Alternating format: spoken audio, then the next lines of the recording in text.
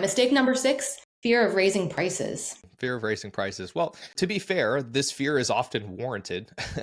You know, some clients will leave when you raise your prices, but the math here is the percentage of revenue that's going to leave your business higher than the percent of revenue that's going to be incurred by increasing your price. And in the vast majority of pricing increase studies, what we find is that there's just a massive upside to increasing price. Let's say you lose 10% of your clients, but you raise your price by 30%, you've still gained a 20% upside in that situation.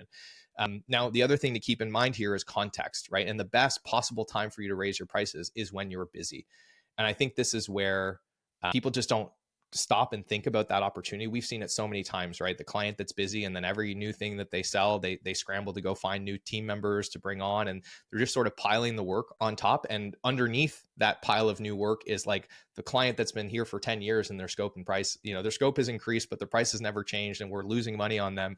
That is the perfect opportunity to go to that client and say, hey, I think it's time that we discuss your changing needs and how we can better support you going forward. And if they decide to bounce, then instead of going and hiring a whole bunch of new people and taking on new costs to handle the new clients that are coming, you just sort of replace them. And so just understand that, sure, like if you're in a position where if you lost a client, it would be like devastating to you, then yeah, that is scary. And you probably shouldn't be raising your prices on existing clients in that moment, but probably still be doing it on the front end. But if you're busy, that's a really good place to sort of go clean up some of those old legacy clients that are not serving you anymore, because there's really no way to lose in that situation. Either you end up with 2 better quality clients, or you end up replacing a bad quality client with a new one that's at a higher quality. So that's my thoughts on fear of raising prices. And if all of that fails, then I don't know, go do 5 MEO in a Peruvian jungle and have an enlightenment moment, and maybe your trauma and fear of money